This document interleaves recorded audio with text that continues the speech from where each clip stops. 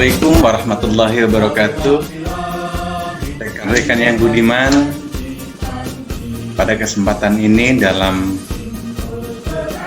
dari metode statistik dan probabilitas kita akan membahas tentang metode distribusi sampling bagian kedua, di mana pertemuan sebelumnya sudah membahas sekilas ya. Nah,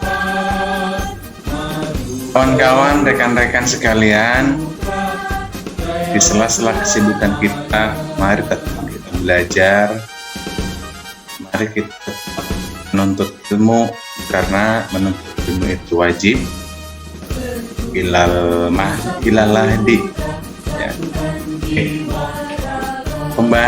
Tema pembahasan atau outline pembahasan pada kesempatan ini adalah saya akan membahas tentang pengertian populasi dan sampling, metode penarikan sampling, metode sampel acak sederhana, penarikan sampel acak berstrata 1 dan 2, penarikan sampel acak berstrata profesional, penarikan sampel acak berstrata non profesional, dan penarikan sampel sistematis. Jika waktunya memungkinkan, maka akan dilanjut apalagi dengan pembahasan tentang distribusi sampel rata-rata, distribusi sampel proporsi, distribusi sampel selisih rata-rata, dan distribusi sampel selisih proporsi. Nah, namun untuk ketiga distribusi tadi, ini kita sudah mulai menggunakan angka-angka, menggunakan perhitungan-perhitungan. Jadi apabila waktunya tidak memungkinkan, kita akan bahas lebih lanjut di sesi-sesi berikutnya. Baik, teman-teman sekalian, saya akan share materi terlebih dahulu. Oke, ini adalah outline pembahasan yang telah kita bacakan tadi. Oke, tema utamanya adalah metode dan distribusi sampling bagian kedua. Nah, pertama-tama adalah kita akan membahas tentang pengertian populasi dan sampel. Apa itu populasi dan sampel? Ya, oke. Populasi adalah sebuah kumpulan dari semua kemungkinan. Sorry, saya full screen dulu. Nah, ini. Populasi adalah sebuah kumpulan dari semua kemungkinan orang, benda, dan lain dari proyek yang menjadi perhatian yang mempunyai ciri atau karakteristik yang sama. Itu yang dimaksud dengan populasi. Kemudian dimaksud dengan sampel adalah bagian dari populasi yang dijadikan sebagai bahan penelaahan dengan harapan sampel yang diambil dari populasi tersebut dapat mewakili representatif terhadap populasinya. Sampel adalah suatu bagian dari populasi tertentu yang menjadi perhatian. Itulah yang dimaksud dengan sampel. Contoh ada gambaran antara hubungan populasi dengan sampel. Di sini contohkan bahwa ada rumah sederhana, rumah menengah, rumah mewah. Ini misalkan dari rumah-rumah ini disimbolkan dengan gambar ini. Populasinya adalah ini. Ya, populasinya misalkan untuk rumah sederhana, populasinya misalkan 1, 2, 3, 4, 5, 6. Ini sebagai gambaran ya, agar kita paham antara hubungan populasi dengan sampel. Kemudian rumah menengah ada berapa? 1, 2, 3, 4, 5, 6. Rumah mewah ada 1, 2, 3, 4, 5, 6. Nah, misalkan ya. Nah, ini adalah populasi. Misalkan di suatu wilayah nih, atau suatu daerah.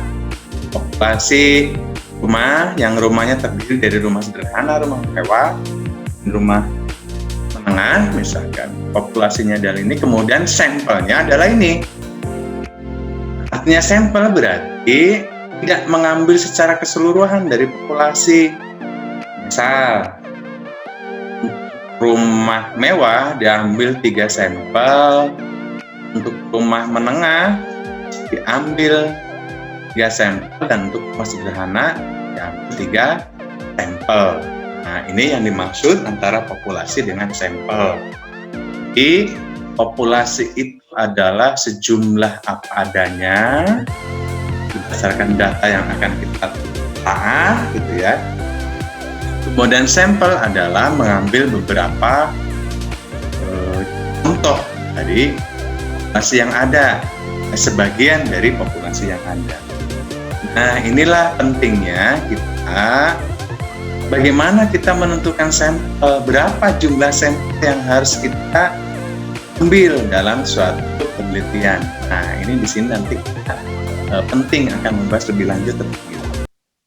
Oke, kemudian ini ada metode penarikan sampel. Metode penarikan sampel ada sampel probabilitas dan ada juga sampel non probabilitas. Yang dimaksud dengan sampel probabilitas yang bagaimana? Nah, diantaranya ada 3. Sampel probabilitas adalah penarikan sampel acak sederhana atau random sampling. Kemudian penarikan sampel acak struktur, ada penarikan sampel cluster. Jadi sampel probabilitas itu terdiri dari 3 macam.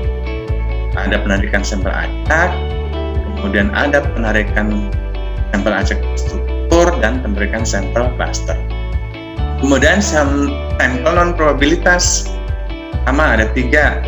Ada penarikan sampel sistematis, ada penarikan sampel kuota, dan ada penarikan sampel persip. Nah, ini adalah metode penarikan sampel. Selanjutnya kita akan bahas satu persatu. Bagaimana penarikan sampel acak, sederhana, struktur, cluster, sistematis, dan lain sebagainya. Oke, lanjut. Kemudian metode penarikan sampel. Metode penarikan sampel memiliki prinsip bahwa setiap elemen populasi memiliki keselamatan yang sama untuk menjadi anggota sampel. Kemudian penarikan sampel probabilitas menggunakan 5 cara, yaitu penarikan sampel acak sederhana, random sampling, penarikan sampel acak bertingkat, penarikan sampel acak sistematis, penarikan sampel berkelompok atau cluster sampling, penarikan sampel random langkah ganda atau multi-stage random sampling. Nah, ini adalah metode penarikan sampel. Ada 5 ya, ada 5 metode penarikan sampel. Kemudian selanjutnya adalah metode sampel acak sederhana. Bagaimana yang dimaksud dengan metode sampel acak sederhana? Asumsi dasarnya adalah populasi yang bersifat homogen, jumlah populasi dan sampel yang tidak terlalu besar, yang dimaksud dengan sampel acak sederhana. Antaranya kategorinya adalah populasi yang bersifat homogen, jumlah populasi dan sampel yang tidak terlalu besar. Ada kalanya suatu sampel itu terlalu besar, jadi untuk mengambil sampel acak sederhana itu tidak bisa menggunakan sampel acak sederhana karena populasinya terlalu besar. Kemudian sampel acak sederhana itu tanpa memperhatikan strata atau tingkatan yang ada dalam populasi. Misalkan contohnya contoh strata itu tingkat umur, level jabatan, gender. Nah, itu yang dimaksud dengan sampel acak sederhana itu tanpa memperhatikan tingkatan atau strata. Oke. Kemudian setiap anggota populasi memiliki kesempatan yang sama untuk dijadikan sampel. Nah, itu kategori-kategori metode sampel acak sederhana yang diperbolehkan gitu ya. Di sini ada 1, 2, 3, 4, 5, 6, ada 6 dasar gitu ya. untuk kita mengambil sampel acak sederhana dalam penelitian gitu ya, dalam penelaahan kita. Setiap anggota populasi memiliki kesempatan tadi. Kemudian keunggulannya apa? Keunggulannya dapat mengatasi bias yang muncul dalam pemilihan anggota sampel karena intervensi politik. Ya, kesulitannya apa? Tidak efisien untuk jumlah populasi yang besar. Contohnya, bagaimana memilih 30 mahasiswa dari 300 mahasiswa? Nah, untuk menentukan 30 itu artinya dari 300 itu yang seperti apa yang harus dipilih contoh mahasiswanya gitu. Itu yang dimaksud kesulitannya, tidak efisien untuk jumlah populasi yang besar. Contoh populasinya 300, kita ambil sampel acak sederhana mau diambil 30. Nah, kalau populasinya besar, kita mengambil 30, kesulitannya adalah bagaimana kita bisa menentukan bahwa 30 mahasiswa itu dapat mewakili 300. Nah, maka jika seperti itu, sebaiknya tidak menggunakan sampel acak sederhana. Oke, selanjutnya kita akan membahas tentang penarikan sampel acak bersetrata. Penarikan sampel acak bersetrata itu terdiri dari strata proporsional dan strata non-proporsional. Mari kita simak bersama-sama. Penarikan sampel acak bersetrata 1. Nah, ini digunakan untuk populasi yang memiliki anggota yang tidak homogen atau heterogen. Berguna untuk memperbaiki pendugaan ciri-ciri populasi dan mengelompokkan data berciri-ciri sama. Bagi anggota populasi menjadi beberapa subkelompok yang disebut strata. Sampel dipilih dari masing-masing stratum. Keunggulannya refleksikan secara akurat parameter populasi daripada metode acak sederhana ini ya. Keunggulan dari penarikan sampel acak berstrata 1 ya, membagi anggota populasi menjadi beberapa subkelompok. Nah, subkelompok itu yang disebut dengan strata. Kemudian sampel dipilih dari masing-masing stratum tadi, stratanya. Misalkan dikelompokkan jadi subkelompok apa? Nah, jadi 3. Berarti sampelnya dipilih dari masing-masing 3 kelompok tadi. Nah, sampel acak berstrata ini mampu merefleksikan secara akurat parameter populasi gitu. Jadi inilah yang dimaksud dengan akan mampu refleksikan seluruh populasi karena kita sudah kelompokkan, kita buat strata. Nah, ini contoh gambarannya.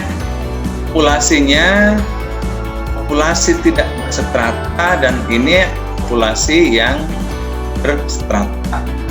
Maksudnya bagaimana ini? Maksudnya jika pada contoh misalkan kita akan meneliti biaya pembangunan rumah sederhana dalam suatu wilayah.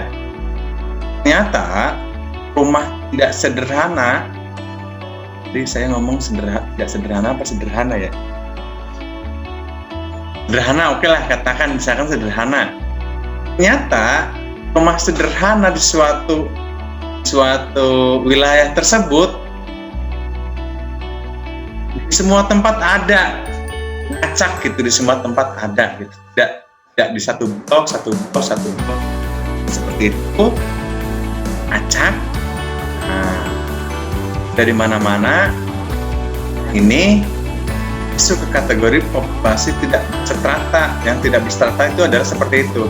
Nah, tapi dari populasi tersebut yang posisinya ngacak di mana-mana tadi, kemudian kita bisa dibuatkan strata.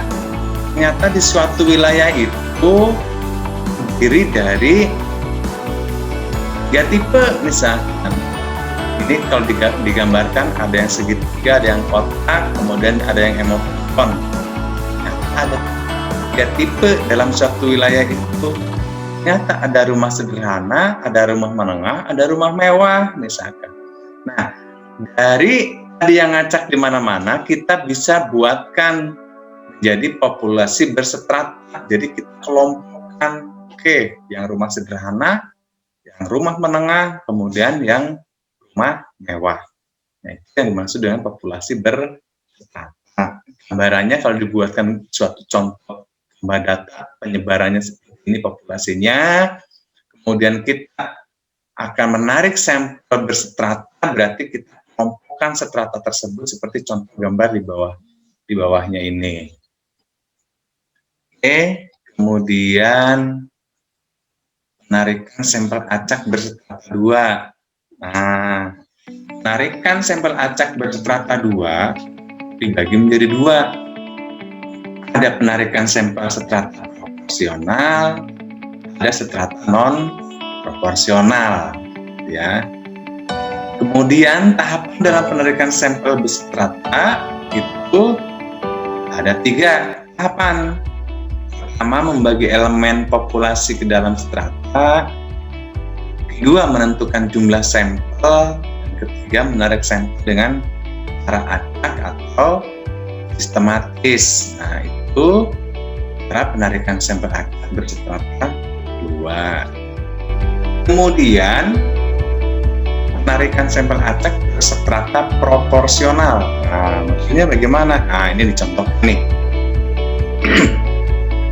Ini udah jelas populasi tidak berstrata dan populasi berstrata, ini makanya masih ditampilkan terus nih gambarnya biar kita ingat, ya. Oke, penarikan sampel acak berstrata proporsional itu seperti apa contohnya? Ini contoh.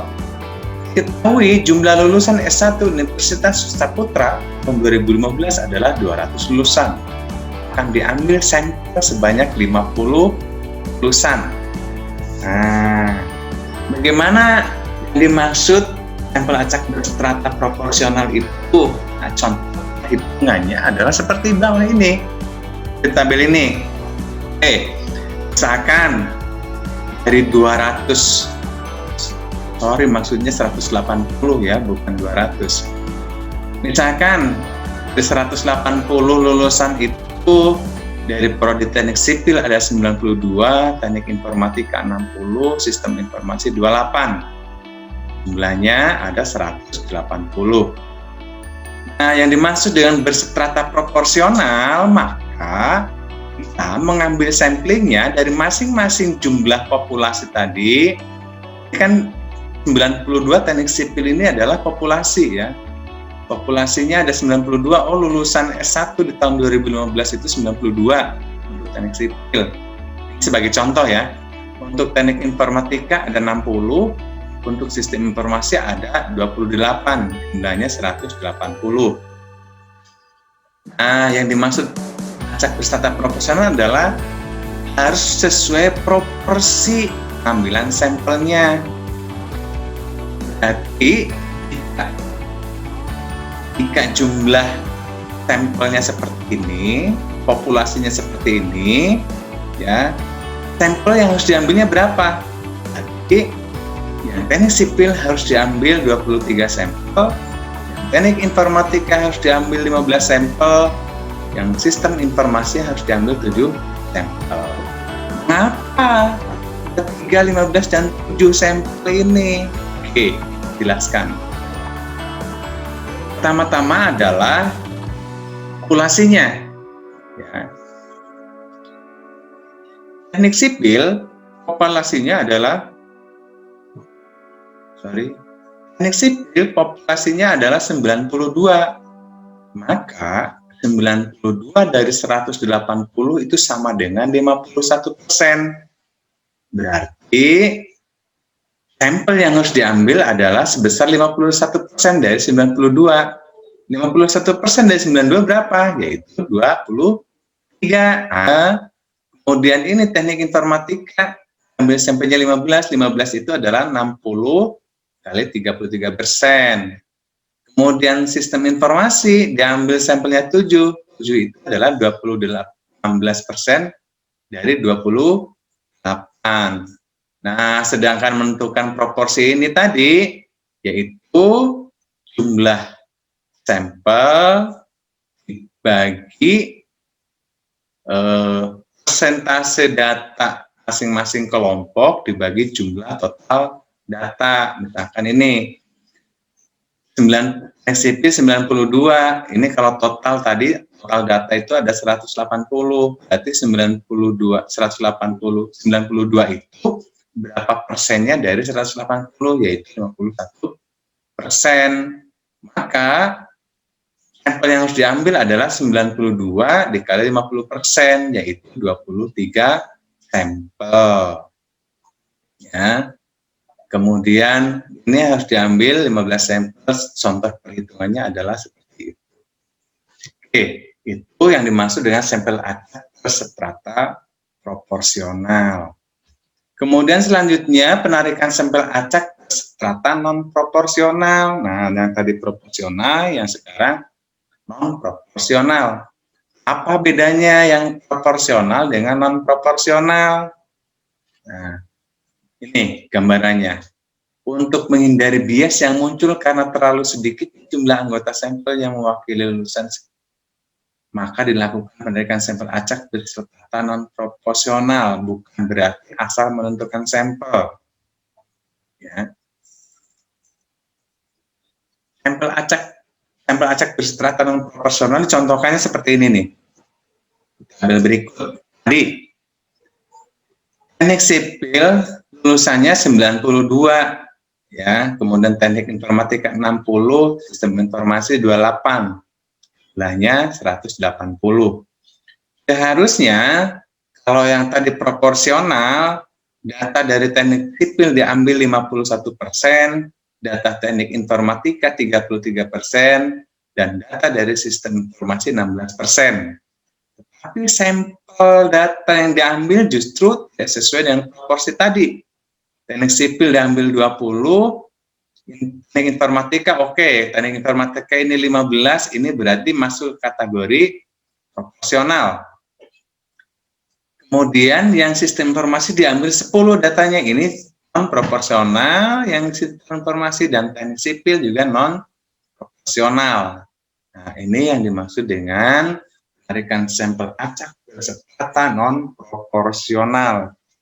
Bolehkah itu kita lakukan, kita gunakan dalam penelitian kita? Nah, ini berdasar ketentuan statistik ini masih diperbolehkan. Ketentuannya apa? Syaratnya apa? Syaratnya tadi bahwa sampel yang digunakan untuk teknik sipil tadi, kalau proporsional harusnya 23 nih, tapi diambil 20. Nah, 20 ini harus mampu merepresentasikan dari yang 92. Kalau dianggap tidak bisa merepresentasikan, ya nggak bisa diambil 20. Berarti karakteristik data yang sedang kita teliti itu parameternya apa saja. Misalkan terdiri dari 5 parameter. Oke, masing-masing 5 parameter diambil 92 itu kategorinya ada 5 parameter misalkan. Dari 5 parameter, pengelompokan data berarti itu ya, pengelompokan. Dari 5 parameter tadi, masing-masing data diambil 2 sampel misalkan. Berarti kan 5 kali 2 berarti cukup 10 sampel tuh. Tapi 10 sampel ini mampu mewakili 92. Nah, itu maksudnya non proporsional itu. Ya asal menentukan juga gitu ya, ada dasar. Jika memang data yang sampel yang kita ambil itu mampu mewakili secara keseluruhan populasi, ya tidak harus proporsional. Ya. Tapi apabila kita ingin menentukan untuk meyakinkan bahwa sampel kita diambil secara proporsional, ya harus contoh perhitungan tadi ini. Nah, ini proporsional dan ini tidak proporsional. Oke, kemudian adalah selanjutnya tentang penarikan sampel sistematis. Penarikan sampel sistematis itu digunakan untuk populasi yang homogen. Prosedurnya adalah Sama, menyusun kerangka sampel secara acak, tidak boleh ada pola atau pengelompokan. Nah, ini sampel sistematis. Kemudian menentukan interval sampel dengan rumus K sama dengan N per N. Maksudnya itu adalah jumlah variabel, N besar adalah jumlah populasi, N kecil adalah jumlah data sampel. Nah, itulah berarti sistematis itu rumus menentukan sampelnya adalah seperti itu. Yang ketiga, menarik sampel dari daftar kerangka sampel berdasarkan. Nah, ini prosedurnya. Prosedur penarikan sampel secara sistematis. Rumusnya seperti ini dulu, ya. Dibuat rumus seperti ini dulu. Nah, sesuai perhitungan inilah jumlah data yang harus kita kumpulkan. Itu dimaksud dengan penarikan sampel secara sistematis. Oke, selanjutnya adalah penarikan sampel random atau acak cluster. Apa itu?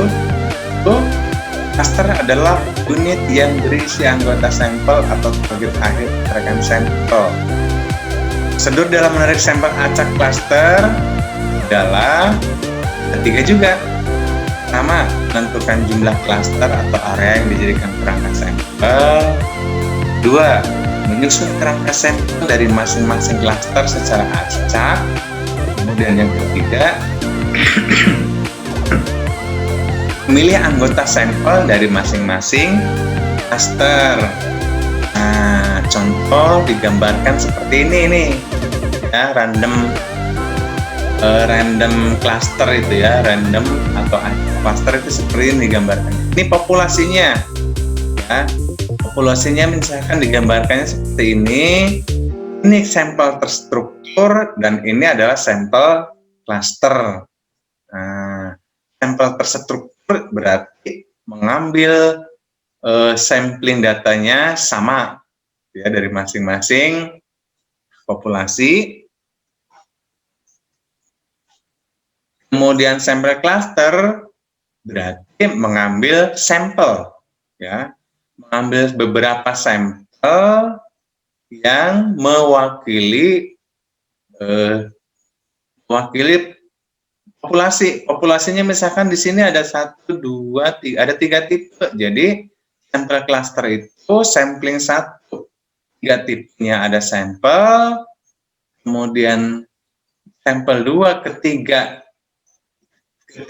data tadi juga ada sampel, yang keempat, nah, artinya di sini sama-sama setiap kelompok ada sampel, dan sampel terstruktur dikelompokkan berdasarkan masing-masingnya. Seperti ini gambarannya. Oke, jelas ya, saya rasa. Nah, baru kemudian kita akan membahas tentang distribusi sampel rata-rata, distribusi sampel proporsi, distribusi sampel selisih rata-rata, distribusi sampel selisih proporsi. Oke, sebelum kita lanjut membahas itu, karena itu kita membutuhkan hitung-hitungan, jadi mungkin kita sambil nyeduh kopi, minum kopi terlebih dahulu.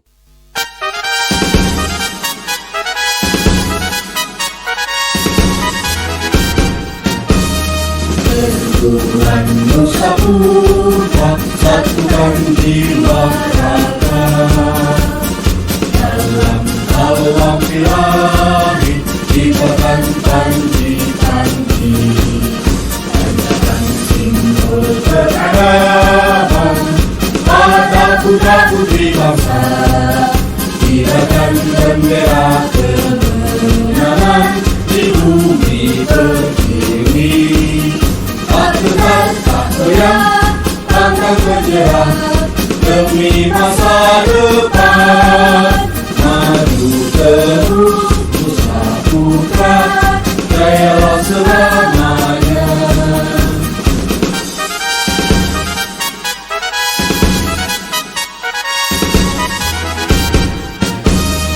Benturan Nusa Putra, satukan jiwa raga.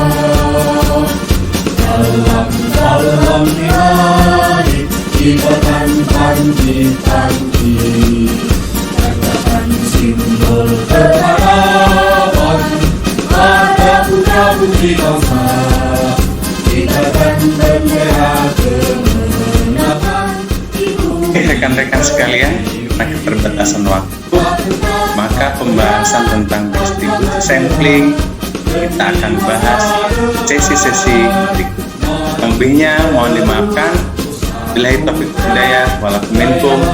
Assalamualaikum warahmatullahi wabarakatuh.